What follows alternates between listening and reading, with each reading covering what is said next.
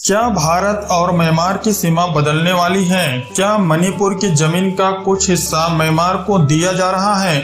और आखिर इस मुद्दे पर मणिपुर में इतना विरोध क्यों हो रहा है?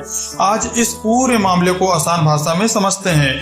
मामला असल में दोनों देशों के बीच सीमा के कुछ हिस्सों के डिमार्केशन यानी सीमा को जमीन पर अंतिम रूप से देने की प्रक्रिया से जुड़ा हुआ है। इस विवाद की जड़ें बहुत पुरानी है, करीब 200 साल पीछे जाती हैं। 1826 के फर्स्ट एंग्लो बुर्मी वार के बाद ट्रीटी ऑफ यंडाब्लो हुई और इस पूरे क्षेत्र में ब्रिटिश प्रभाव बढ़ा।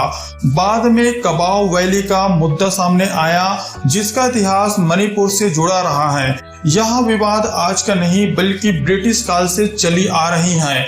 आज की बात करें तो भारत और म्यांमार के बीच 1967 में सीमा समझौता हुआ था, जिसके बाद कई हिस्सों में सीमा तय हो गई थी, लेकिन कुछ दुर्गम इलाके, पहाड़ी इलाकों में अभी भी स्पष्ट डिमार्केशन नहीं हो पाया था।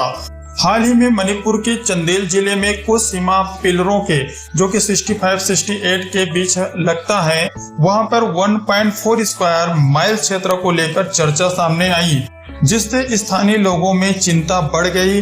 लेकिन यहाँ समझना जरूरी है कि यह अभी बातचीत और तकनीकी प्रक्रिया का हिस्सा है। अब दूसरा बड़ा मुद्दा है फ्री मूवमेंट रिजाइम यानी FMR का। पहले सीमा के दोनों तरफ रहने वाले लोगों का सीमित आवाजाही की सुविधा थी, यानी 16 किलोमीटर के अंतर्गत लोग आ जा सकते थे।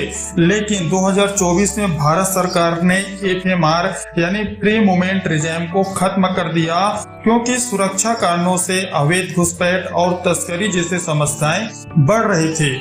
सरकार अब सीमा पर फेंसिंग और सर्विलेंस बढ़ाना चाहती है, जबकि स्थानीय लोगों को डर है कि इससे उनके पारंपरिक रिश्ते और जीवन प्रभावित होंगे। तो असल में यह विवाद सिर्फ जमीन का नहीं है, बल्कि सुरक्षा, सीमा प्रबंधन और स्थानीय लोगों के अधिकारों के बीच संतुलन का है। निष्कर्ष यही है कि भारत म्यांमार सीमा पर कुछ मुद्दे जरूर हैं। यह पूरा मामला अभी बातचीत और सीमा निर्धारण की प्रक्रिया में है, क्योंकि यह सिर्फ सीमा का नहीं बल्कि लोगों, इतिहास और सुरक्षा से जुड़ा एक संवेदनशील मुद्दा है।